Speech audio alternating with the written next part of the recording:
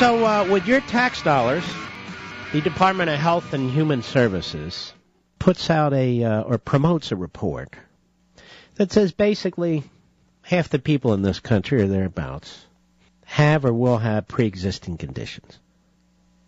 It's the dumbest thing you'll ever read. And claims that if the repeal succeeds, 1 in 10 non-elderly Americans could be denied coverage or charged more due to a pre-existing condition.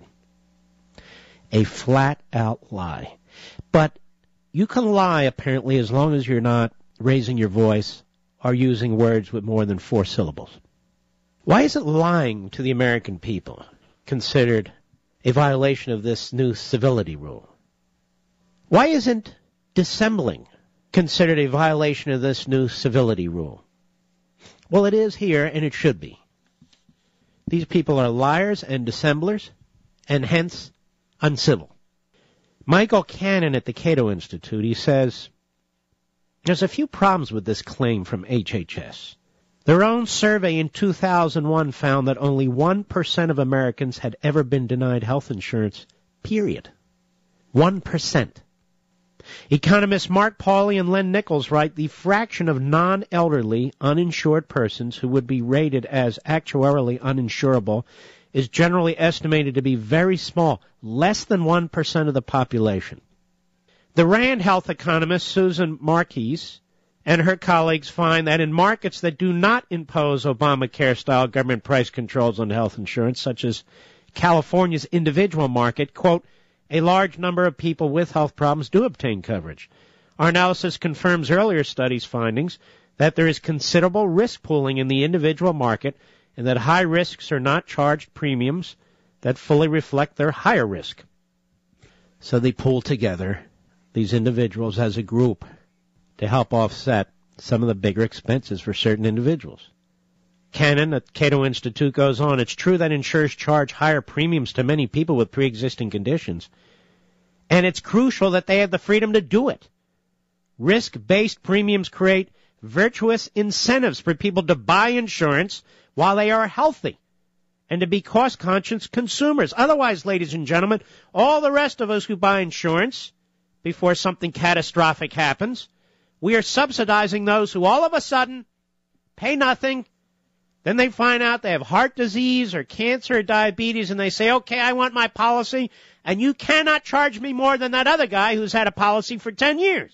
That is utterly illogical, as well as, may I say, unsustainable. It's also unfair. So, of course, they should be charged more.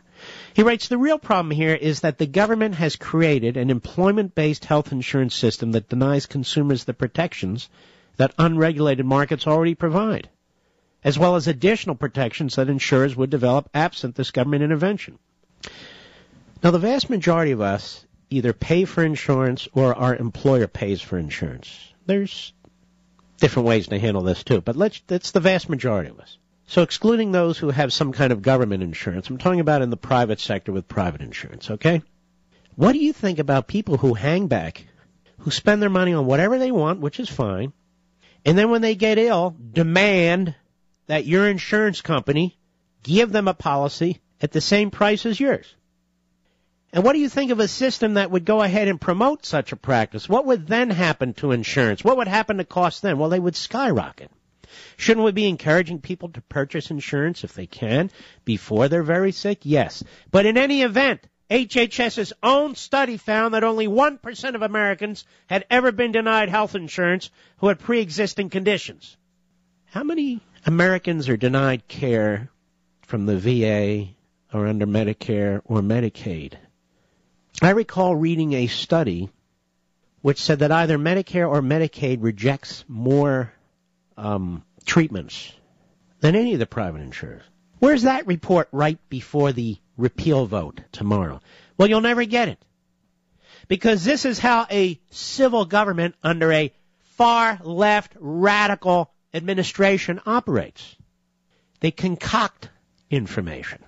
They lie about the statistics. They present them just in time to influence public policy. The media, of course, they know, will gobble it up and spit it out because that's what they do now. We don't have a conservative in the White House. We have a leftist, so the media will play along. But this is considered civil. Civil. Just digest all the crap that's thrown at you and support their policies. Then all will be well. And make sure you take a liberal to lunch. That's right. We have a new policy. Rather than a father taking a son or a daughter, or mother taking a son or daughter to work, now we'll all get to take a liberal to work. Those liberals who want to come to work. And to continue with this new tone. Remember Bush wanted a new tone? Remember George W. Bush wanted a new tone? Boy, did he get one, too. They sliced and diced him every chance they got. Well, now Obama wants a new tone. Will he be sliced and diced by the same media? No.